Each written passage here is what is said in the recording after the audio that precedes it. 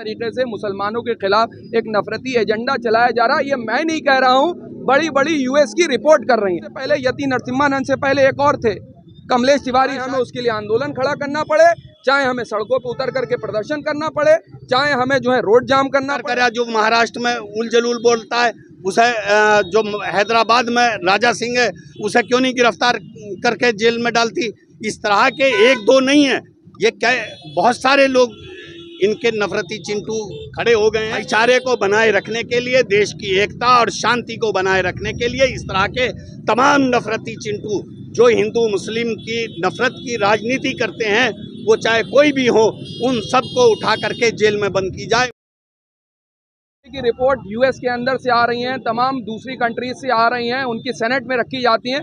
किस तरीके से जानबूझ करके अक़लियतों को टारगेट करा जा रहा है, किस तरीके से मुसलमानों के खिलाफ एक नफरती एजेंडा चलाया जा रहा है, ये मैं नहीं कह रहा हूँ, बड़ी बड़ी यूएस की रिपोर्ट कर रही हैं। उसके पीछे मंशा क्या है वो सब जानते हैं, कोई ढकी छुपी अब बात रह नहीं गई।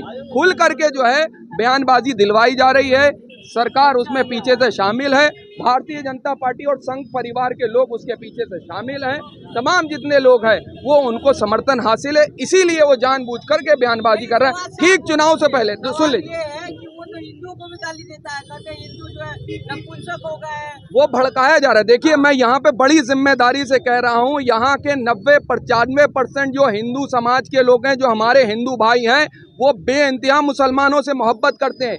ये जो 5 से 6% आरएसएस और हिंदू महासभा के लोग भड़काए हुए हैं, जो उनके चंगुल में फंस चुके हैं, ये सिर्फ उन्हीं लोगों के बयानबाजी है जो 90-95% यहाँ का हिंदू समाज है, हमारे हिंदू भाई हैं, उनको जानबूझ करके भड़काने की कोशिश करी जा रही है। और उनका एक टेस्टेड और ट्रस्टेड फार्मूला 2 जगह आया, एक गुजरात के अंदर हमने देखा 2002 के अंदर, और अब हम देख रहे हैं जिस तरीके से मणिपुर के अंदर हो रहा है। 2 उनके टेस्टेड और ट्रस्टेड फार्मूले हैं, वो उसी पे लगातार एग्रेसर हैं। और इसी तरीके के बीच में इससे पहले यति नरसिम्हानंद से पहले एक और थे, कमलेश तिवारी, शायद भूल गए, जिनकी हत्या कर दी गई। उनको बयान, उनकी मां का बयान था, उन्होंने सरकार के खिलाफ बयान दिया था, वो शायद आप भूल गए हो, लेकिन हम नहीं भूलते ऐसे नफरती लोगों को। और जितने नफरती लोग हैं हम नहीं भूलेंगे, हम याद रखेंगे। उनके चेले तो कह रहे हैं कि अभी पैगंबर मोहम्मद क्या सबका तस्वीर चलाएंगे बना करके मूर्ति। इसीलिए कह रहे हैं, वो भड़काने की कोशिश कर रहे हैं। हम भड़केंगे नहीं, हम संवैधानिक तौर पे पुरजोर तरीके से विरोध करेंगे। जो हमारा कॉन्स्टिट्यूशन ने हमको हक दिया है, हम उससे पीछे नहीं हटेंगे। हम कानून अपने हाथ में ले लेंगे, लेकिन जो हमारा संवैधानिक हक है, हम उसका प्रयोग जबरदस्त तरीके से करेंगे।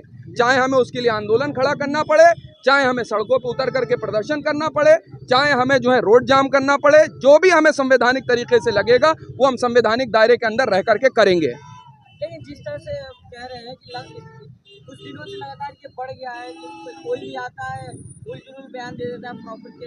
अच्छा, क्यों पहली बार इतना ज़्यादा देखा हमने, FIR हो गया, पहले भी तो बहुत कुछ हुआ, जब क्यों नहीं करा आप लोग? नहीं करा, हम लोग ने आवाज़ें भी उठाएं, लगातार बोलते चले आए, सरकार के खिलाफ लगातार बोलते चले आए, उसकी गलत जो नीतियाँ उनके खिलाफ लगातार हम लोग बोलते चले आए हैं।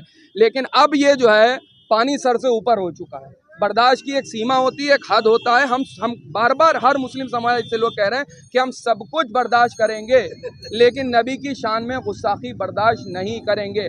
आपको गाली देना है, हमको गाली दे लीजिए, राजनीतिक तौर पे आपको गाली देना है, आप गाली दे दीजिए, बुला भला करिए, आलोचना करिए, लेकिन हमारे नबी की शान में गुस्ताखी ना करिए, और ना ये बर्दाश्त है। क्या कहना चाह रहे हैं आप? हमारे घरों पर बिल्डोज़र चला, हमारी इबादत गाहों पर, मस्जिदों पर बिल्डोज़र चला, कब्रिस्तानों पर बिल्डोज़र चला, हमने वो सब सह लिया।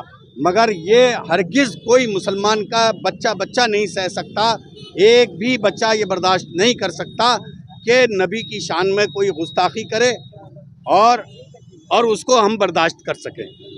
जो भी नफरती चिंटू हैं उन सबको उठा करके जेल में डाला जाए, उन पर UAPA लगाया जाए, उन पर देश के संविधान के अनुसार सख्त धाराओं में कार्रवाई की जाए। यही हमारी मांग है। देश में एकता और शांति बनाए रखना ये सरकार की जिम्मेदारी है। ये सिर्फ देशवासियों की जिम्मेदारी नहीं होती, बल्कि ये सरकार की भी जिम्मेदारी है कि वो इस तरह के नफरती चिंटुओं को काबू में करे। तो सरकार ने तो गिरफ्तार करा लिया। अरे आप इतना सारा हंगामा होने के बाद गिरफ्तार कर लिया, उसे क्यों नहीं गिरफ्तार करा जो महाराष्ट्र में उल जलूल बोलता है उसे जो हैदराबाद में राजा सिंह है उसे क्यों नहीं गिरफ्तार करके जेल में डालती। इस तरह के एक दो नहीं है, ये क्या बहुत सारे लोग इनके नफरती चिंटू खड़े हो गए हैं जो देश के माहौल को, देश की सद्भावना को, देश की एकता को, देश की शांति को भंग करना चाहते हैं। हम उनके खिलाफ हैं, हम उनके खिलाफ आवाज़ उठाएंगे। हम देश के संविधान के दायरे में रहते हुए हम उनके खिलाफ आवाज़ उठाते हैं, उठाते रहेंगे और ये हमारा संवैधानिक राइट है, हमारा हक है, हमारा अधिकार है।